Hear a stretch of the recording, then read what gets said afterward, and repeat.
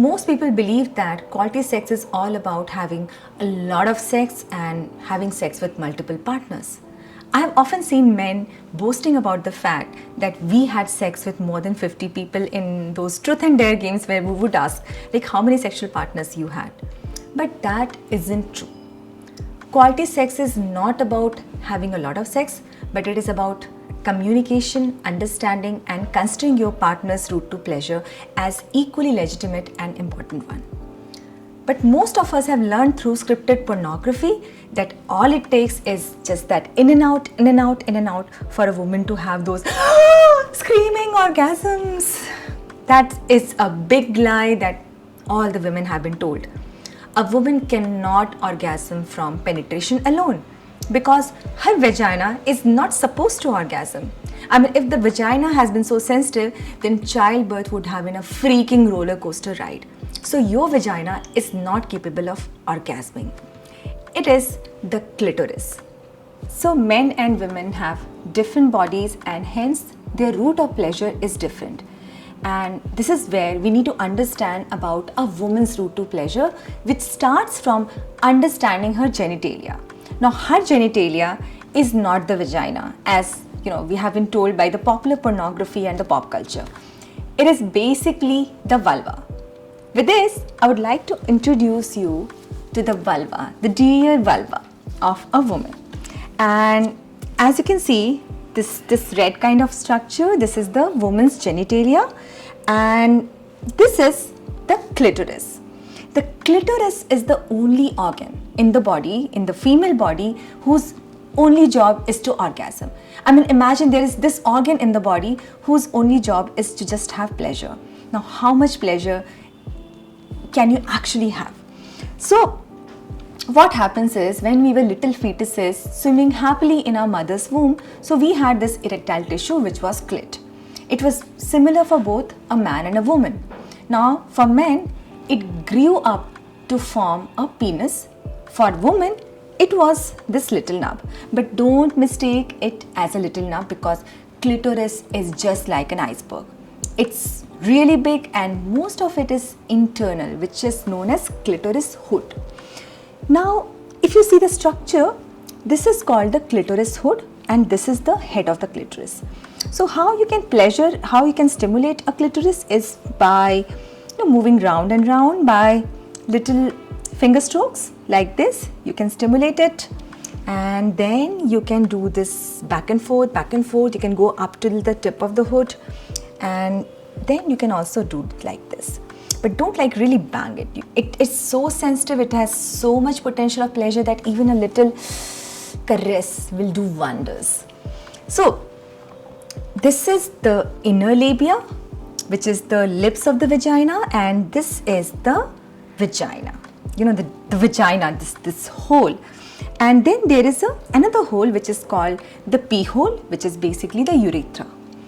Now, let's understand the much mysterious and yet much in demand G-spot. Where is the G-spot? Like, I hear a lot of men asking, Pallavi, how can I reach G-spot? How can I reach the G-spot of my woman?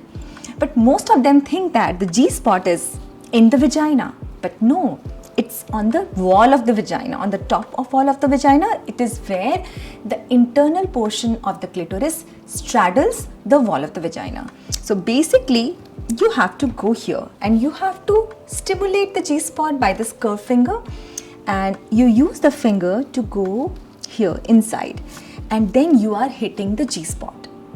But if you have a partner or you're using a sex toy, you're masturbating yourself and you are doing it here, then you are not hitting the G-spot. Now, the third important thing I would like to talk about is how to stimulate the vulva or the clitoris. So this is my personal favorite stimulation technique, which I call it as hinting. So hinting is all about build up. If you have driven a car and say you are really going by someone's house and you're not practically stopping by there, you're just moving, just passing by. Hinting is just like that. You just pass by and you don't stop. I mean, you don't really go to the final act, which is called this, in and out, in and out. So The hinting is basically where you are touching, you are just touching it like a paintbrush. You know, like those, if you see your fingertips or the penis as a paintbrush and you're just sliding over there and you're not really going in, you're just waiting, you're just building up. And even I tell, like, you know, if like I tell my partner that if I'm asking for pleasure, if I want the penis inside me, don't do it right away. Make me wait. This waiting increases the pleasure, and it is the, I would say, the magic, magic trick for going from those squeaky little orgasms to orgasms that feel like big explosion. So make her wait.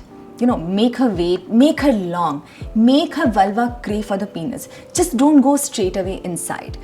And then you can just touch it, you can just feel it, you can touch it, and like, it's like almost there.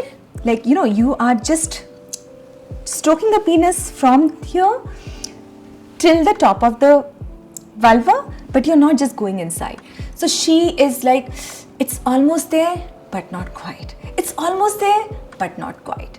So when it happens, she's like, it happened. So she doesn't even realize, but I mean, she realizes, but it's like, you know, it's like finally it happened.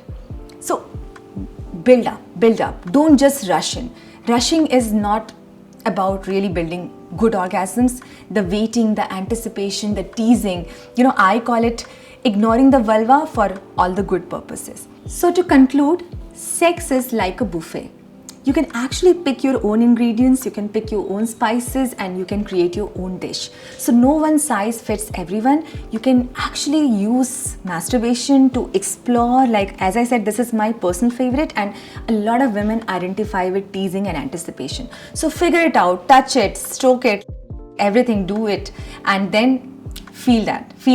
Create your own magic recipe for getting those orgasms.